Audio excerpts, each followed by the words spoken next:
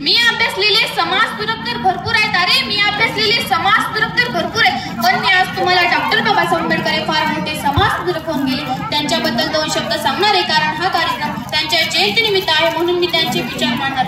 दगड झाले तर दीक्षाभूमीची होईल. अरे दगड झाले तर दीक्षाभूमीची होईल, माती झाली तर चैत्यभूमीची होईल, हवा झाली तर भीमा कोरेगावची होईल, पाणी झाली तर चौदार तळ्याची होईल, आणि पुन्हा मानव म्हणून जन्म मिळाला तर आईचे पद फक्त आणि फक्त जे मी मॉलिन झाले, आईचे पद फक्त आणि फक्त जे मी मॉलिन. संविधान असे लिहिले की सूर्यचंद्र असेपर्यंत मिटणार नाही. रे संविधान असे लिहिले की सूर्यचंद्र असेपर्यंत मिटणार नाही. ऋण बाबासाहेबांच्या जन्मात फिटणार नाही, जन्मात. डॉक्टर बाबासाहेब आंबेडकरांचं स्मरण झालं की सहज चैतन्याचं आणि उत्साह स्मरण होतं आणि एका मोठ्या सामाजिक कर्तव्याची जाण होते.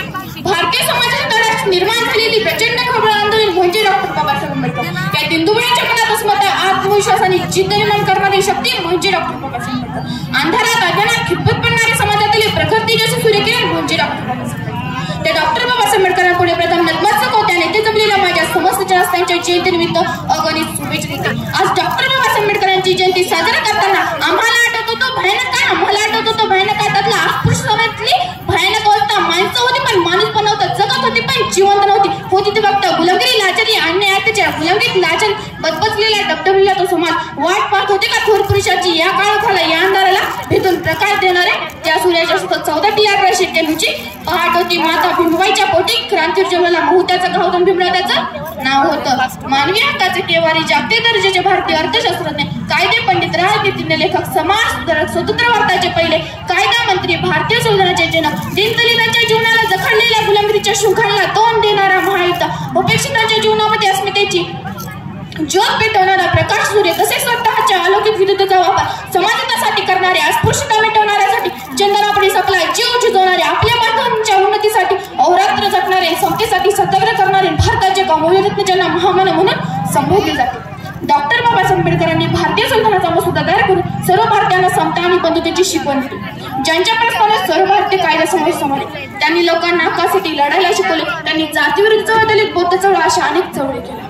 भारतीय सुधारणामध्ये त्यांच्या अनुकरणीय कार्यासाठी त्यांना 1990 मध्ये भारतरत्न पुरस्काराने सन्मानित करण्यात आले. बालपणी कष्ट आणि गरिबी असतानाही डॉक्टर बी. आर. आंबेडकर त्यांच्या मेहनतीने आणि समर्पणाने त्यांच्या पिढीतील सर्वोच्च शिक्षित भारतीय.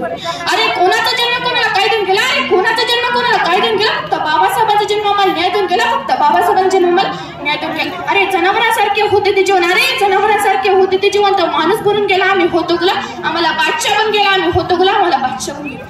अस्पृश्यता आणि असमानतेची वागणूक सहन केल्यानंतर त्यांनी लहान वयात त्याच्या वाईट गोष्टीचे उच्चाटन करण्याचा निर्धार केला. ते संपूर्ण आयुष्य दुर्बळ लोकांच्या हक्कासाठीच लढले. मी समाज सुधारक तर भरपूर पाहिले, अरे मी समाज सुधारक तर भरपूर पाहिले, पण डॉक्टर बाबासाहेब आंबेडकरांसारखा एकही नाही. कारण या भारत देशाला अनमोल असे संविधान देऊन गेले, या भारत देशाला अनमोल असे संविधान देऊन गेले. एवढे बोलून मी माझ्या भाषण मध्ये जय भीम, जय भारत.